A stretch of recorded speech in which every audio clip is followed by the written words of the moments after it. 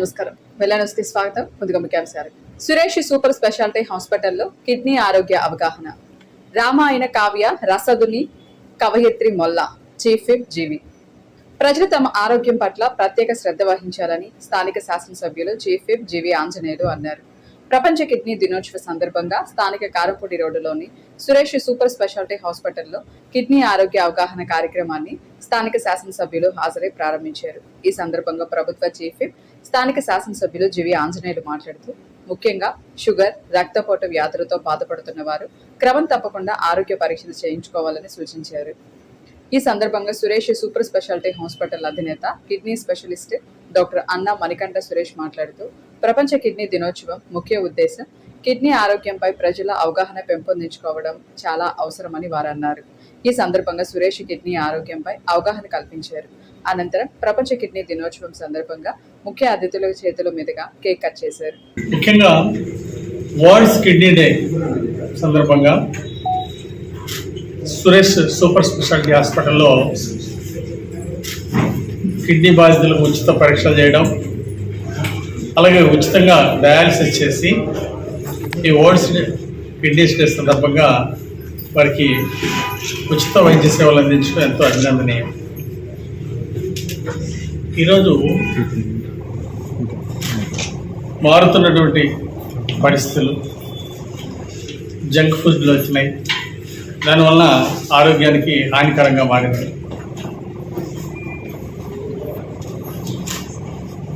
ఈరోజు BP, sugar దేశంలో ఉండడంలో ఒక 25% మందికి వాళ్ళకి బీపీ, షుగర్ ఉన్న విషయం తెలియదు. వాళ్ళకి లేదు అనే భావంతో మందులు వాడరు. అక్కడ సమస్య మొదలవుతుంది. ఉదాహరణకి కందూరి వెంకటరెడ్డి గారు,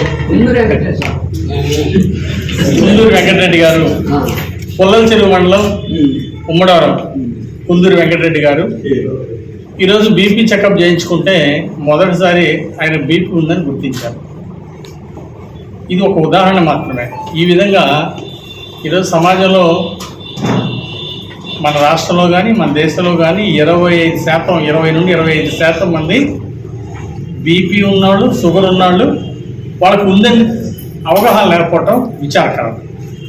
ఎప్పుడైతే బీపీ ఉందో, షుగర్ ఉందో, దాన్ని ఉందని తెలియక మందులు వాడరో అప్పుడు ఆ ప్రభావం కిడ్నీస్ మీద పడటం, కిడ్నీ డ్యామేజ్ అవడం, ఆ తర్వాత కిడ్నీ పూర్తిగా దెబ్బతింటే ఒక పక్క డయాలసిస్ అవసరం అవుతుంది, మరో పక్క కిడ్నీ రీప్లేస్మెంట్ దాకా వెళ్తే లక్షలాది రూపాయలు ఖర్చు అవుతుంది. హెల్త్ రిస్క్ బేర్ చేయాల్సి వస్తుంది. కాబట్టి 40 సంవత్సరాలు పైబడినటువంటి వాళ్ళు ఈరోజు సంవత్సరానికి ఒకసారన్నా వచ్చి కిడ్నీ పరీక్షలు, బీపీ, షుగర్లు తప్పనిసరిగా పరీక్షలు చేయించుకోవాల్సినటువంటి అవసరం ఉంది. వరల్డ్ కిడ్నీ డే అంటే ప్రపంచ కిడ్నీ దినోత్సవంగా మనం ప్రతి సంవత్సరం మార్చి నెలలో 2వ గురువారాన్ని జరుపుకోవడం జరుగుతుంది. ఈ సందర్భంగా ఈ కిడ్నీలు మనం చూస్తున్నట్టు ఈ నేపథ్యంలో కిడ్నీ జబ్బులు అనేది ప్రపంచంలో బాగా ఎక్కువైపోతున్నాయి. దీనికి మెయిన్ కారణం ఏంటంటే షుగరు, బీపీలు, అలాగే సాల్ట్ ఎక్కువ తీసుకోవడం, అలాగే జంక్ ఫుడ్ అండ్ వైద్యం సలహా లేకుండా నొప్పుల మందులు ఎక్కువగా వాడడము, అదేవిధంగా కిడ్నీలో రాళ్ళు కానీ రికరెంట్గా యూరిన్ ఇన్ఫెక్షన్స్ వస్తున్నా కానీ వాటిని నెగ్లెక్ట్ చేయడము, వీటి వల్ల ఏంటంటే కిడ్నీ ఫెయిల్యూర్ అనేది మనం బాగా ఈ మధ్యకాలంలో ఎక్కువగా చూడడం జరుగుతుంది. కిడ్నీలు అనేది శరీరంలో చాలా ముఖ్యమైన అవయవాలు. మనకి ఇప్పుడు హార్ట్ అటాక్ వచ్చినప్పుడు గుండెలో నొప్పి రావడం కానీ, గ్యాస్ నొప్పి వచ్చినప్పుడు పొట్టలో నొప్పి రావడం కానీ, ఎలా అయితే లక్షణాలు ఉంటాయో కిడ్నీ ఫెయిల్యూర్ అనేది దాదాపు 80% మందికి స్టార్టింగ్ స్టేజ్లో సింటమ్స్ అనేది ఉండదండి. అందుకే దీన్ని సైలెంట్ డిసీజ్ అంటారు. సో చివరిగా లాస్ట్ స్టేజ్ వచ్చేసరికి కాళ్ళ వాపులు, మొహం ఉబ్బడము, ఆయాసము ఈ విధంగా మన దగ్గర రావడం చాలామంది చూస్తుంటాము. కానీ ఆ స్టేజ్కి వచ్చేసరికి మనం ఏం చేయలేము. ఆల్మోస్ట్ ఇంకా డయాలసిస్ అంటాము. ప్రతి వాళ్ళు రక్త మార్పిడి చేయించుకుంటూ, శుద్ధిపరుచుకుంటూ, ప్యూరిఫికేషన్ చేయించుకుంటూ ఉంటారు, లేదా కిడ్నీ ట్రాన్స్ప్లాంట్ చేయించుకోవడం అవుతారు. ఇలా కాకుండా ఈ రోజు యొక్క ముఖ్య ఉద్దేశం ఏంటంటే prevention is better than cure అంటారు కదా. అదేవిధంగా షుగర్ కానీ, బీపీ కానీ ఉన్న వాళ్ళు కానీ, ఫ్యామిలీ హిస్టరీ, ఇంట్లో తల్లిదండ్రులకు కానీ లేదా తోబుట్టులకు కానీ ఎవరైనా కిడ్నీ ప్రాబ్లమ్స్ ఉన్నా కానీ, అలాగే ప్రీవియస్గా కిడ్నీలో రాళ్ళున్నా, ఇన్ఫెక్షన్స్ ఉన్నా, ఇలాంటి వాళ్ళతో పాటు 40 సంవత్సరాలు పైబడిన వాళ్ళందరూ కూడా ఏంటంటే ప్రతి సంవత్సరం కూడా కిడ్నీ చెకప్, బ్లడ్ టెస్ట్లు, కొన్ని యూరిన్ టెస్ట్లు, స్కానింగ్ చేసుకోవడం వల్ల ఎర్లీ స్టేజ్లోనే మన కిడ్నీ ప్రాబ్లమ్స్ ఉంటే మనం కనుక్కోవడానికి ఛాన్స్ ఉంటుంది. ఇప్పుడు ఏంటంటే కిడ్నీ ఫెయిల్యూర్ రాకుండా 80% ఆఫ్ ది డిసీజ్ మనం ప్రివెంట్ చేయడానికి ఛాన్స్ ఉంటుంది. కిడ్నీ డే సందర్భంగా changing life styles, sugar, BP వల్ల కారణం వల్ల కిడ్నీలు దెబ్బతినడం అన్నది ఈ మధ్యకాలంలో ఎక్కువ చూస్తున్నాము. సో దాని గురించి అవగాహన జనాలకి తెలియాలని చెప్పేసి మనం ఇది నిర్వహించడం జరిగింది. సో సార్ చెప్పినట్టు హై రిస్క్ పేషెంట్స్ ఎవరైతే ఉంటారో, బీపీ ఉన్నవాళ్ళు, షుగర్ ఉన్నవాళ్ళు, ఎవరికైనా కిడ్నీ ప్రాబ్లమ్ ఉంటుంది, అలానే 40 years పైబడ్డ వాళ్ళందరూ కూడా సంవత్సరానికి ఒకసారి చెకప్ చేయించుకోవడం వల్ల కిడ్నీ డిసీజెస్ అనేది మనం ముందుగానే గుర్తించవచ్చు. ఎందుకంటే కిడ్నీ ప్రాబ్లమ్స్ అన్నది మిగతా డిసీజెస్ లాగా మనకి ముందే బయటపడదన్నమాట, లాస్ట్ స్టేజెస్లో మాత్రమే బయటపడతాయి. సో ఇలా కిడ్నీ చెకప్ చేయించుకోవడం వల్ల అన్ని స్టేజ్లోనే మనం గుర్తించవచ్చు. డయాలసిస్ స్టేజ్ వరకు వెళ్ళకుండా మనం దీన్ని గుర్తించి అన్నిగా మెడిసిన్స్ వాడుకుని హెల్తీగా ఉంచుకోవచ్చు కిడ్నీస్. సో ఈ అవకాశాన్ని అందరూ వినియోగించుకుని ఈ హై రిస్క్ పాపులేషన్ వాళ్ళందరూ టెస్ట్ చేయించుకోవాలి. వినుకొండ కొండపైన వేంచేసి ఉన్న శ్రీ గంగా పార్వతీ సమేత రామలింగేశ్వర స్వామి దేవస్థానం కొండ చుట్టూ గిరి ప్రదక్షిణ రోడ్డు 14వ రోజుకు చేరుకుంది. ఈ రోజున శ్రీ లక్ష్మీ నరసింహస్వామి మహిళా సేవకులు భక్త బృందం ప్రత్యేక పూజలు అనంతరం కార్యక్రమానికి కొబ్బరికాయ కొట్టి ప్రారంభించారు. ఈ సందర్భంగా గుంటూరు అమ్మ చారిటబుల్ ట్రస్ట్ బాబా సేవకులైనటువంటి జెట్టి శ్రీనివాసరావు, జాజుల మాలయాత్రిలు మాట్లాడుతూ పురాణ ప్రాశస్త్యం కలిగిన శ్రీ రామచంద్రుల వారి చేతుల మీదుగా ప్రతిష్ఠించబడిన రామలింగేశ్వర స్వామి దేవస్థాన గిరి ప్రదక్షిణ రోడ్డు కార్యక్రమాన్ని మన స్థానిక శాసనసభ్యుల వారి చేతుల మీదుగా శంకుస్థాపన చేయడం శుభపరిణామంగా ఉందన్నారు.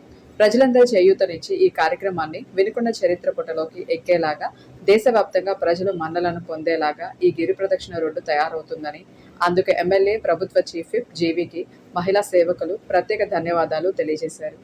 పురాణ ప్రాశస్త్యం కలిగిన వినుకొండ కొండపైన శ్రీ రామలింగేశ్వర స్వామి దేవస్థాన కొండ చుట్టూ గిరి ప్రదక్షిణ కార్యక్రమానికి ఫిబ్రవరి 28వ తారీఖున శంకుస్థాపన చేశారు. మాన్యశ్రీ ప్రభుత్వ చీఫ్ విప్ శ్రీ జీవి ఆంజనేయులు గారి నేతృత్వంలో గుంటూరు అమ్మ చారిటబుల్ ట్రస్ట్ బాబా గారి ఆధ్వర్యంలో డీసీసీబీ చైర్మన్ మక్కిల మల్లికార్జునరావు గారి సంకల్పంతో ఈ కార్యక్రమాన్ని వినుకొండ పట్టణ ప్రజలందరి ఆకాంక్ష, చిరకాల కోరిక, మరి శ్రీరామచంద్ర వారి చేతుల మీదుగా స్వయంగా ప్రతిష్ఠించబడిన రామలింగేశ్వర స్వామి కొండ వినుకొండలో కులమతాలకు అతీతంగా నిర్వహించుకునేటువంటి తొలి ఏకాదశి పండగ ప్రపంచంలో ఎక్కడా లేదు. అన్ని కులాలు, అన్ని మతాలు కలిసి ఒకే పండుగను అందరూ ఒకే రకంగా నిర్వహించుకునేటువంటి పండుగ మన వినుకొండ పట్టణంలో, భారతదేశంలో వినుకొండ ఒక కీర్తి ప్రతిష్టలు ఎక్కబోతున్నటువంటి శుభ తరుణం ఈ యొక్క గిరి ప్రదక్షిణ కార్యక్రమం.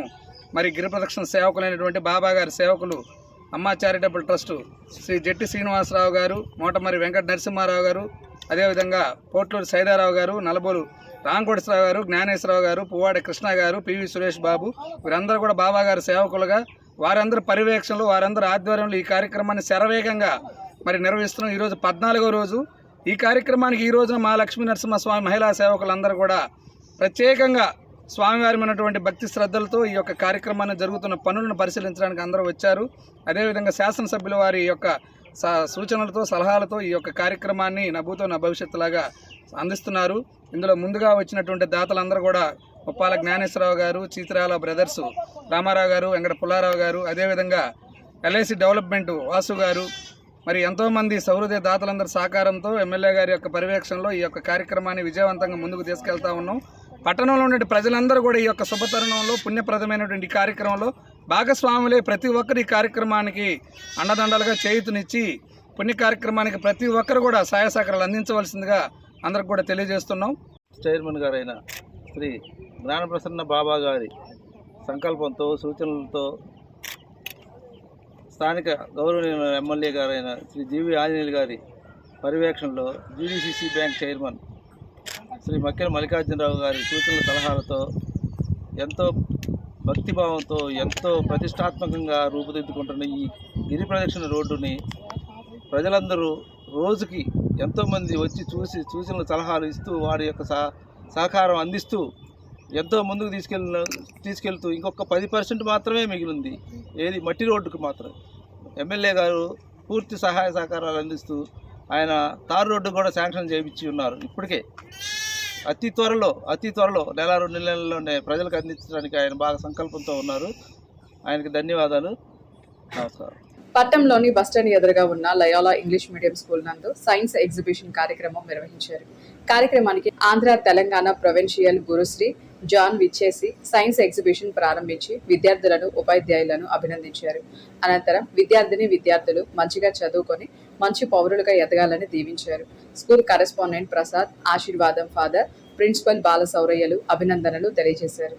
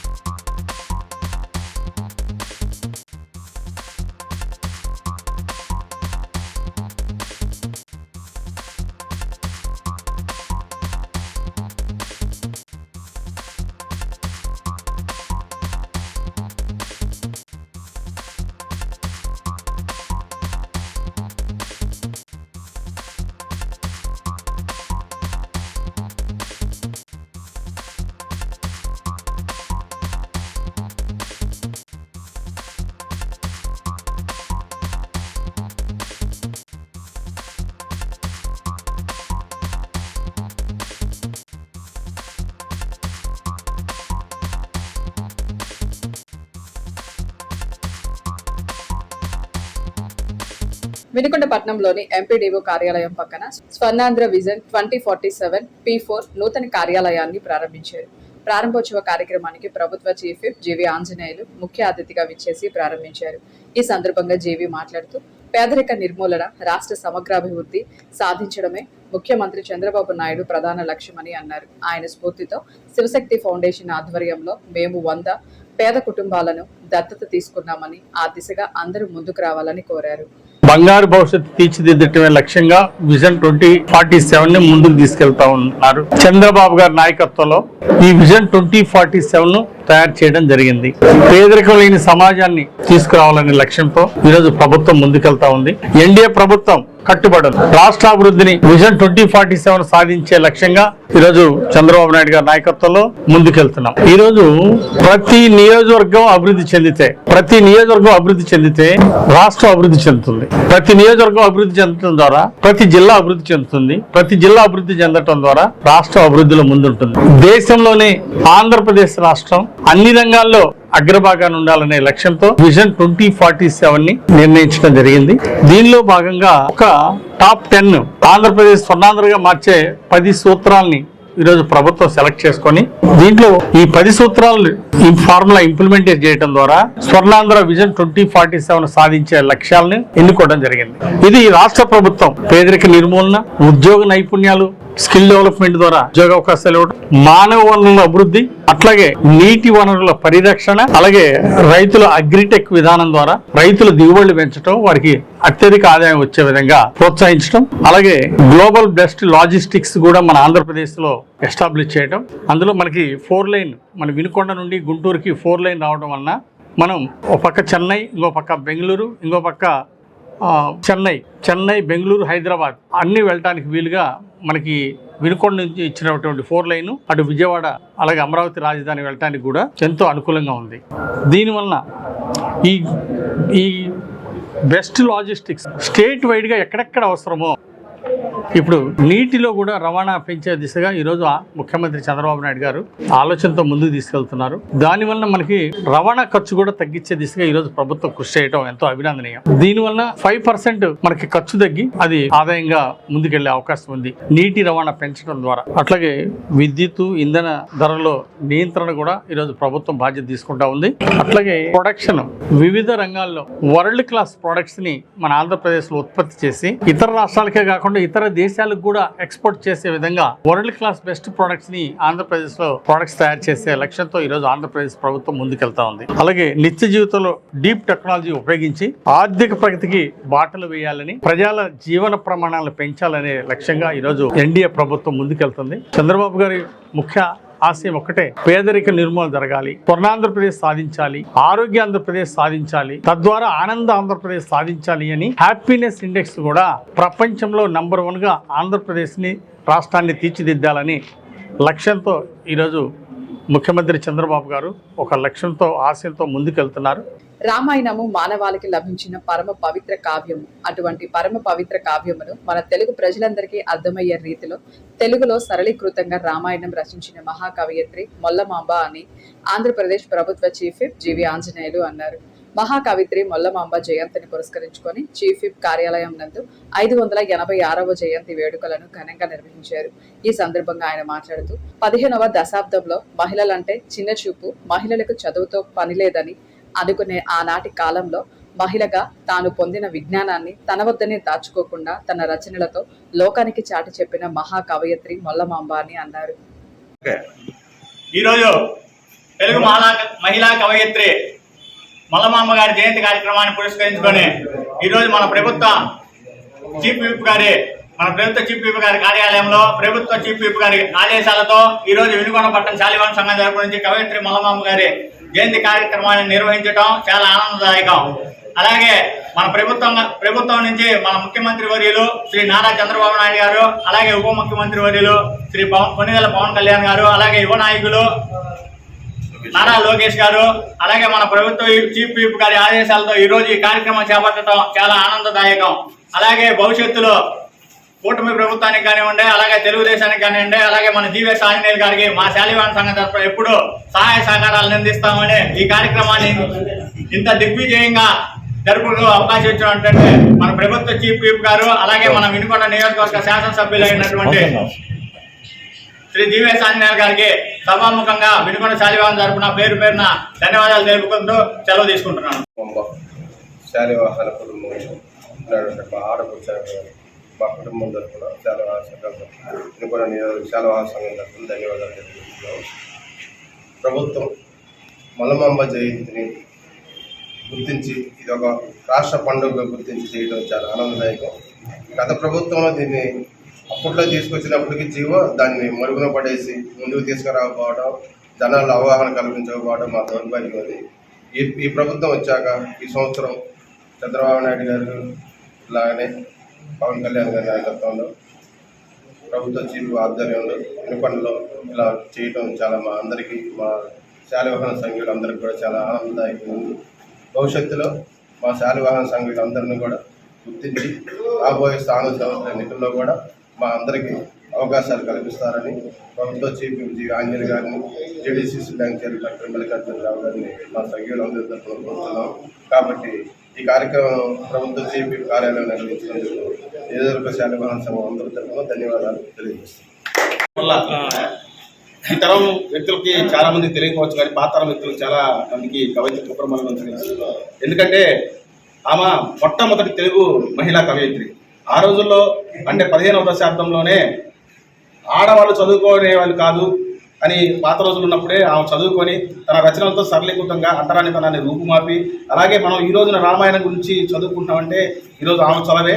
ఆమె తెలుగులోకి అనువదించి రామాయణాన్ని సరళీకృతంగా ప్రజలందరూ చదువుకునేలాగా చేసినటువంటి మహా గొప్ప కవయిత్రి కుమ్మరి మొల్లమాంబ.